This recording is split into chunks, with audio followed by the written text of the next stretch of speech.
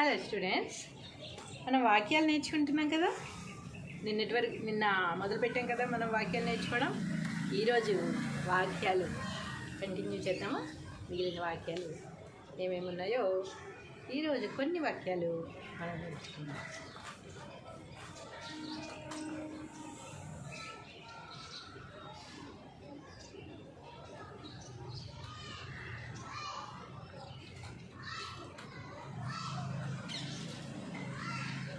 వాక్యములు నిన్న కొన్ని వాక్యములు నేర్చుకున్నాం కదా. ఈరోజు కూడా కొన్ని వాక్యములు నేర్చుకున్నాం. పాండవులు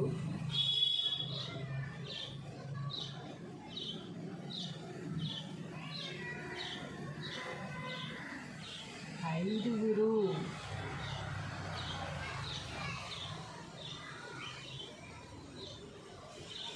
పాండవులు ఎంతమంది? ఐదుగురు. పాండవులు ఐదుగురు. పాండవులు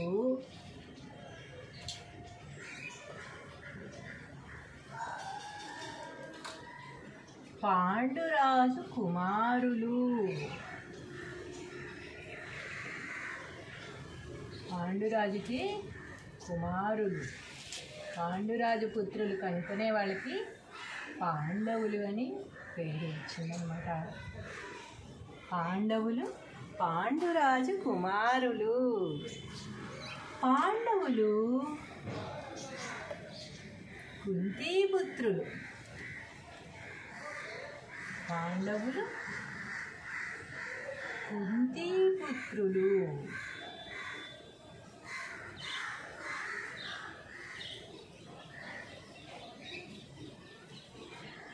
పాండురాజు కుమారులన్నా కుంతీపుత్రులన్నా ఒకటే కదా. స్పెల్లింగ్స్తో చెప్పాలా మీకు? ఒక దీర్ఘం ఇస్తే పా, పాకి సున్నా పెడితే పాన్, డ వాకొమ్మిస్తే వు, లాకొమ్మిస్తే లు. పాండవులు. ఐ దకొమ్మిస్తే దు, దకొమ్మిస్తే గు, రకొమ్మిస్తే రు. ఐదుగురు. పాండవులు ఐదుగురు. పాండవులు పక్క దీర్ఘం ఇస్తే పా, పక్క సున్నా పెడితే పాం, డకొమ్మిస్తే డు, పక్క దీర్ఘం ఇస్తే రా, జకొమ్మిస్తే జు. పాండురాజు కకొమ్మిస్తే కు, పక్క దీర్ఘం ఇస్తే మా, రకొమ్మిస్తే రు, లకొమ్మిస్తే లు. కుమారులు. పాండవులు పాండురాజు కుమారులు. పాండవులు కక్కొమ్మిస్తే కు, కుకి సున్నా పెడితే కుం, తక్కుడి దీర్ఘం ఇస్తే తీ, కుంతి. పక్కొమ్మిస్తే పు, తక్కొమ్మిస్తే తు, తూకి రావత్తిస్తే త్రు, లకొమ్మిస్తే లు. పుత్రులు. కుంతి పుత్రులు. పాండవులు కుంతి పుత్రులు.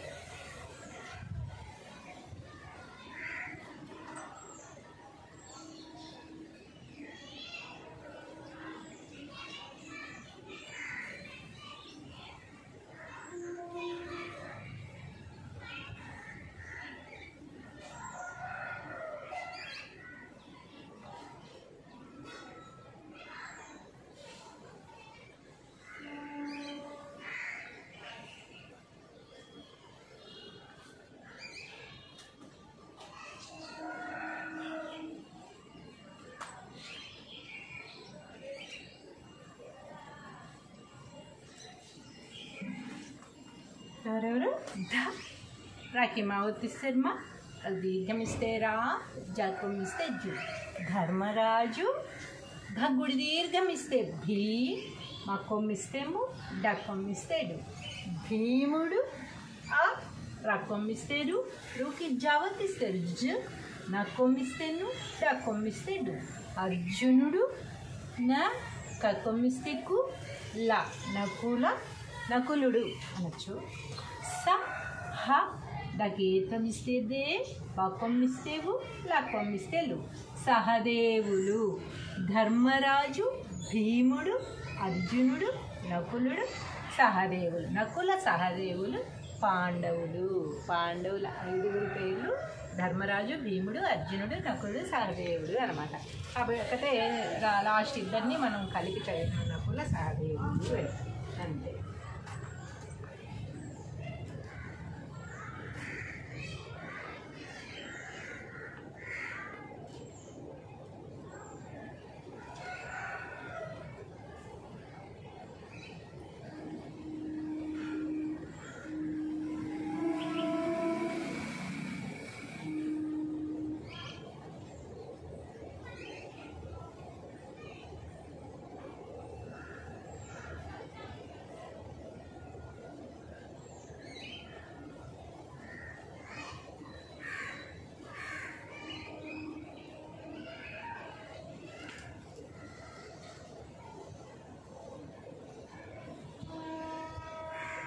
దీర్ఘమిస్తే రామ రామ. ల క్షాకి మావతిస్తే క్ష్మ న లక్ష్మణ. భరత భరత. స టకీరుత్వం ఇస్తే తృ. ఘూకి నావర్తిస్తే ఘ్ను లక్కొమ్మిస్తే లు శత్రుఘ్నులు. అ నకి నావర్తిస్తే న ద మక్కొమ్మిస్తే ము ముకి మావర్తిస్తే ము లక్కొమ్మిస్తే లు అన్నదమ్ములు. రామ లక్ష్మణ భరత శత్రుఘ్నులు అన్నదమ్ములు.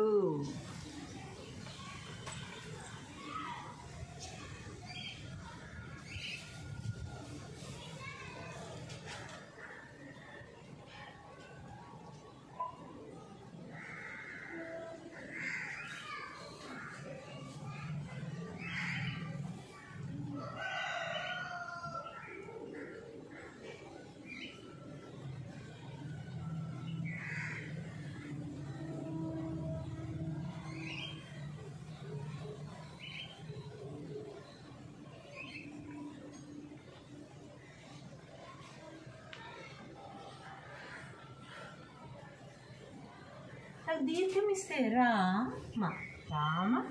దీర్ఘమిస్తే రా. జాకి యావత్తిస్తే జా. మగ్గమిస్తే ము లకోతమిస్తే లో. రాజ్యములో రామరాజ్యములో. పకి రావతిస్తే ప్ర జ లక్కొమ్మిస్తే లు ప్రజలు. సక్కొమ్మిస్తే సు ఖ సుఖ. సకి సున్నా పెడితే సం. తకోత్వమిస్తే తో. షక్ దీర్ఘమిస్తే షా. ల తకోత్వమిస్తే తో. సంతోషాలతో సుఖ సంతోషాలతో. ఊకి సున్నా పెడితే ఊం. దకేత్వమిస్తే డే. ఒక దీర్ఘమిస్తే వా. రక్కొమ్మిస్తే రు ఉండేవారు. రామరాజ్యములో ప్రజలు సుఖ సంతోషాలతో ఉండేవారు. రామరాజ్యంలో ప్రజలు సుఖ సంతోషాలతో ఉండేవారు.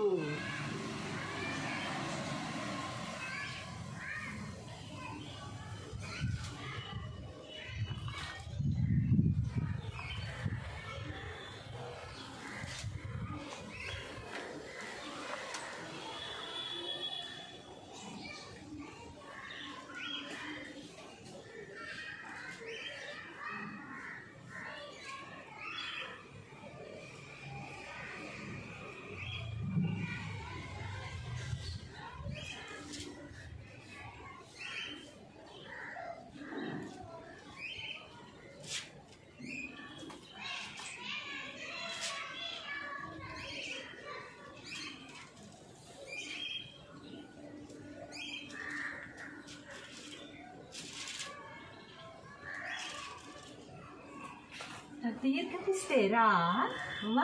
నాకు దీర్ఘమిస్తే నా. సకొమ్మిస్తే సు. రక్కొమ్మిస్తే రు. నవ్వుడిస్తేని. నీకు నా వత్తిస్తే ని. రావణాసురుణ్ణి. నాకు దీర్ఘమిస్తే రా వ న రావణ. బకురావర్తిస్తే బ్ర, హకిమావర్తిస్తే మా, బ్రహ్మ. రావణ బ్రహ్మ. ఆ నగ్గుడిస్తే నీ అని. కొమ్ము దీర్ఘమిస్తే కూ, దీర్ఘమిస్తే డా, కూడా. అకి సున్నా పెట్టే అం, దీర్ఘమిస్తే టా, రకమిస్తే రు, అంటారు. రావణాసురుణ్ణి రావణ బ్రహ్మ అని కూడా అంటారు. రావణాసురుని ఏమంటారు? రావణ బ్రహ్మ, బ్రాహ్మణుడు అనమాట ఆయన. అందుకని రావణ బ్రహ్మ అని కూడా అంటారనమాట.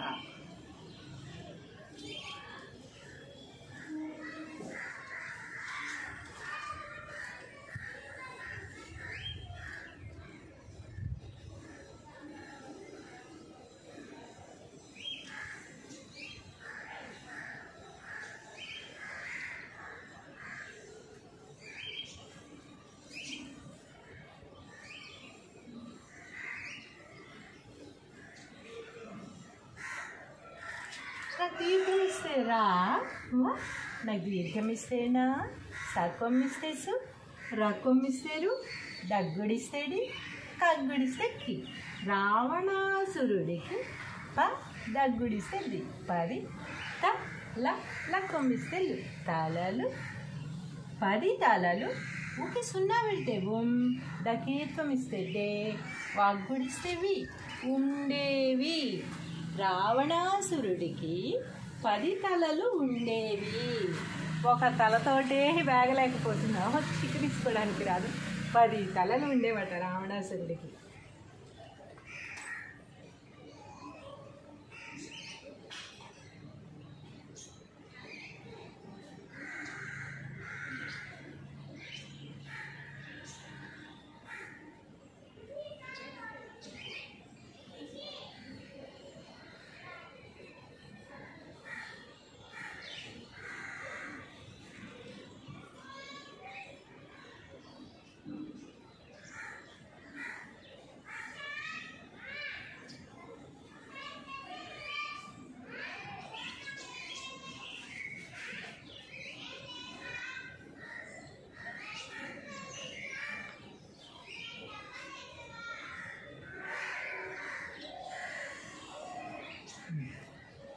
ప దగ్గుడిస్తే ది, త ల కొమ్మిస్తే లి. 10 తలలు. ఇక సున్నా పెడితే ఉం, దకి సున్నా పెడితే డం. ఉండడం వలన, వలన 10 తలలు ఉండడం వలన. నాకు దీర్ఘమిస్తే రా, వా, నాకు దీర్ఘమిస్తే నా, సకొమ్మిస్తే సు, రకొమ్మిస్తే సు, రు, నగ్గుడిస్తే ని, నీకి నావర్తిస్తే నీ. రావణాసురుణ్ణి ద, స, తక్ సున్నా పెడితే కం, ఠ కొమ్మిస్తే ఠు, డ కొమ్మిస్తే డు, దశకంఠుడు. అకి సున్నా పెడితే అం, టక్ దీర్ఘమిస్తే టా, ర కొమ్మిస్తే రు, అంటారు. 10 తలలు ఉండడం వలన రావణాసురుణ్ణి దశకంఠుడు అంటారు. 10 తలలు ఉండడం వల్ల రావణాసురుని ఏమంటారు? దశకంఠుడు అంటారట.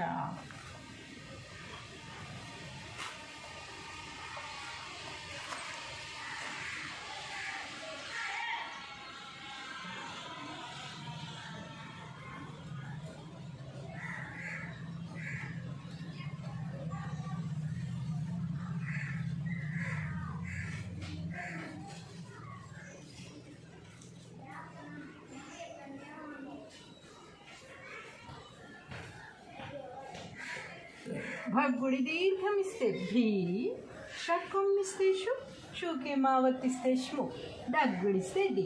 భీష్ముడి తక్ సున్నా పెడితే తం, దగ్గుడిస్తే డి, డికి రావర్తిస్తే డ్రి. తండ్రి అకేతమిస్తే పే, రాకొమ్మిస్తే రు, పేరు. తండ్రి పేరు. సక్ సున్నా పెడితే సం, త, నకొమ్మిస్తే ను, డకొమ్మిస్తే డు, శంతనుడు. భీష్ముడి తండ్రి పేరు శంతనుడు. మరి తల్లి పేరేంటి తెలుసు కదా మీకు? భీష్ముడి తల్లి పేరు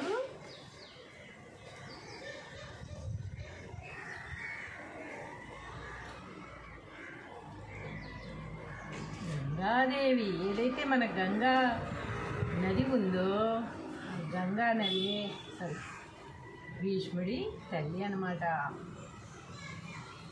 గంగాదేవి. భగ్గుడి దీర్ఘమిస్తే భీ, షక్కుమ్మిస్తే షు, షుకి మావత్తిస్తే ష్ము, డగ్గుడిస్తే ది. భీష్ముడి త, లగ్గుడిస్తే లికి లావత్తిస్తే లి. తల్లి. పకీత్వం ఇస్తే పే, రాక్వం ఇస్తే రు. పేరు తల్లి పేరు. దక్ సున్నా పెడితే గమ్, దక్ దీర్ఘం ఇస్తే గా, దకీత్వం ఇస్తే దే, వగ్గుడిస్తే వి. గంగాదేవి. భీష్ముడి తల్లి పేరు గంగాదేవి.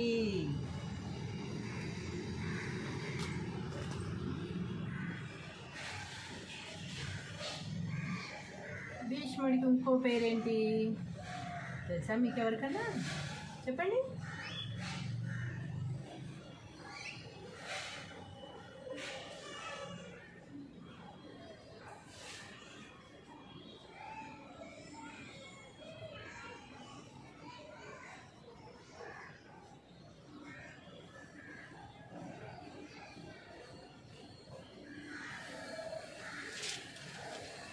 ఏంటి?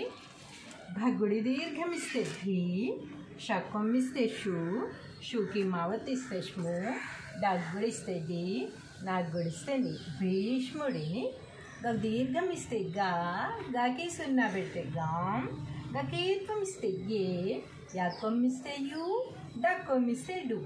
గాంగేయుడు. నగ్గుడిస్తే ని అని. కొమ్ము దీర్ఘమిస్తే కు, టక్ దీర్ఘమిస్తే డా, కూడా. సున్నా పెడితే అం, టక్ దీర్ఘమిస్తే టా, రాక్వమిస్తే రు. అంటారు.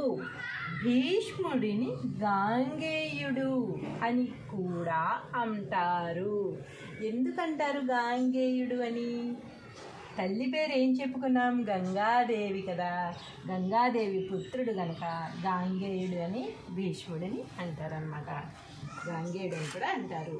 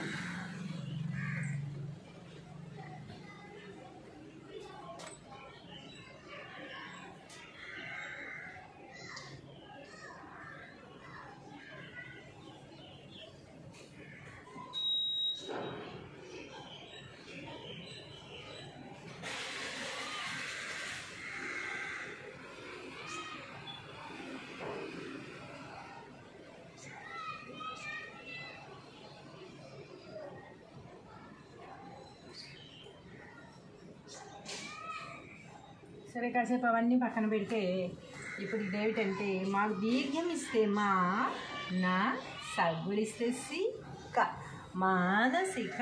పకూర ఒత్తిస్తే ప్రా, సద్దీర్ఘం ఇస్తే సా, సాకి సున్నా పెడితే శాం, త, త. ప్రశాంతత. కకొత్వం ఇస్తే కో, ర, కకం ఇస్తే కొరకు. ధ దీర్ఘం ఇస్తే ధా, ధాకి యావత్తిస్తే ధ్యా, న, మా కొమ్మిస్తే ము, ధ్యానము. చకేత్వం ఇస్తే చే, య, వ, లకేత్వం ఇస్తే లే, నాకు కొమ్మిస్తే ను. చేయవలెను. మానసిక ప్రశాంతత కొరకు ధ్యానము చేయవలెను. మానసిక ప్రశాంతత లేదు, మనశ్శాంతి లేదు, మనశ్శాంతి లేదు అనుకుంటూ ఉంటారు కదా అందరూ. అలాంటప్పుడు ఏం చేయాలంటే కళ్ళు మూసుకుని కూర్చోండి. ధ్యానం అంటే ఏముంది? కళ్ళు మూసుకుని కూర్చోవడమే, ఇంకేం లేదు. కళ్ళు మూసుకుని కూర్చుంటే ఆలోచనలు అవి వస్తూనే ఉంటాయి.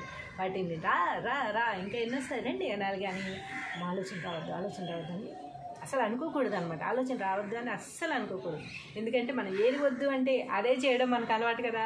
అలాగే మనసు కూడా రావద్దు అంటే ఆలోచనలు వస్తాయి అన్నమాట. కాబట్టి ఆలోచనలు రావద్దు అనుకోవద్దు. ఎన్ని ఆలోచనలు అన్నా రానివ్వండి, కళ్ళు తెరవకుండా మూసుకుని అలాగే కూర్చోవాలన్నమాట. అప్పుడు మనసు నెమ్మదిగా ప్రశాంతంగా వెళ్ళిపోతుంది అన్నమాట. అందుకు మానసిక ప్రశాంతతకి ధ్యానం అనేది ఎంతో ముఖ్యమన్నమాట.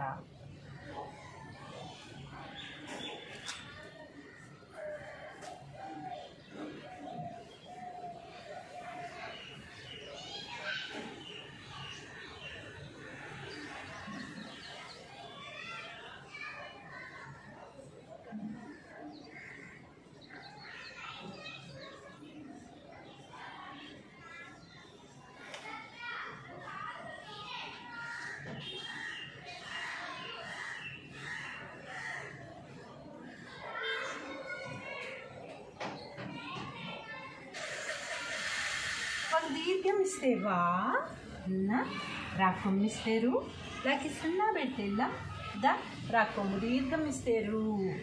వానరులందరూ క లగ్గుడిస్తే సగ్గుడిస్తే సి కలిసి సగ్గుడి దీర్ఘం ఇస్తే సి, సికి రావర్తిస్తే శ్రీ, దీర్ఘం ఇస్తే రా, మా కొమ్మిస్తేము, నగ్గుడిస్తేని, కగ్గుడిస్తే కి, శ్రీరామునికి దీర్ఘం ఇస్తే సా, యా ప దీర్ఘం ఇస్తే డా, డాకి రావర్తిస్తే డా, రాకొమ్మిస్తే రు, పడ్డారు సాయపడ్డారు. వానరులందరూ కలిసి శ్రీరామునికి సాయపడ్డారు. చాలా హెల్ప్ చేశారనమాట, ఎంతో సహాయపడ్డారు.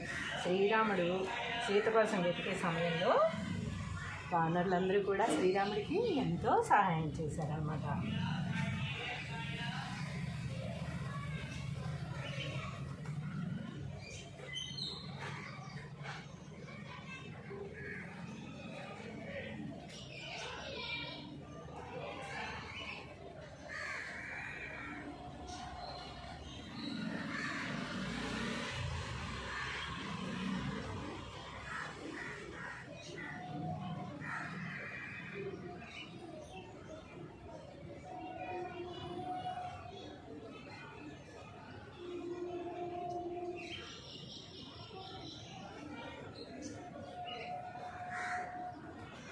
చూడండి, సీతాదేవి సగ్గుడి దీర్ఘం ఇస్తే సి, తల్ దీర్ఘం ఇస్తే తా, దకేత్వం ఇస్తే దే, వాగ్గుడిస్తే వి. సీతాదేవి ఆ షకోత్వం ఇస్తే షో, క వ నాకు సున్నా పెడుతున్నాం, లకోత్వం ఇస్తే లో. అశోకవనంలో క కొమ్ము దీర్ఘం ఇస్తే కు, దకు దీర్ఘం ఇస్తే డా, కూడా. ధాకు దీర్ఘం ఇస్తే ధా, ధాకు యావత్తిస్తే ధ్యా, నాకు సున్నా పెడితే నం, లకోత్వం ఇస్తే లో. ధ్యానంలో ఇంక సున్నా పెడితేవు, దకేత్వం ఇస్తే డే, దగ్గుడిస్తే ది, ఉండేది. సీతాదేవి అశోకవనంలో కూడా ధ్యానంలో ఉండేది. అశోకవనం అంటే ఎక్కడ? రాముడి దగ్గర నుంచి సీతని ఎత్తుకుపోయి రావణాసురుడు ఎక్కడైతే పెట్టాడో అక్కడ ఆవిడ ఉన్న స్థలం అశోకవనం కింద కూర్చున్నారనమాట. అంటే కిడ్నాప్ చేసినప్పుడు ఎంత టెన్షన్గా ఉంటుంది, ఎవరికైనా సరే చాలా టెన్షన్గా ఉంటుంది కదా. అంత టెన్షన్ టైంలో కూడా ఆవిడ ధ్యానంలో కూర్చుంటారు. ధ్యానం అన్ని సమస్యలకు పరిష్కారం అని సీతాదేవి అంతటి వారు నమ్మారు. వారిని మనం ఫాలో అవ్వడం ఎంతో అవసరం అన్నమాట. అందుకు అంత టెన్షన్లో కూడా ఆవిడ ధ్యానంలో కూర్చుని నా రాముడు వస్తాడు అని చాలా బలంగా నమ్మారు. కనుకనే ఆవిడ అనుకున్నట్టుగా జరిగింది. రాముడు వచ్చాడు, సీతని తీసుకువెళ్ళాడు అన్నమాట. కాబట్టి మనం ధ్యానంలో కూర్చొని ఏదనుకుంటే అది మన సంకల్పం నెరవేరడానికి మన ధ్యానం అనేది మనకి చాలా అవసరం. కేవలం మానసిక ప్రశాంతతే కాదు, మన సంకల్పాలు నెరవేరడానికి కూడా ధ్యానం అనేది ఎంతో అవసరం అన్నమాట. అందుకే ఇది రాయడం జరిగింది. సీతాదేవి అశోకవనంలో కూడా ధ్యానంలో ఉండేది అని రాయడం జరిగింది అన్నమాట. మీరు కూడా ధ్యానం చేస్తారు కదా అందరూ.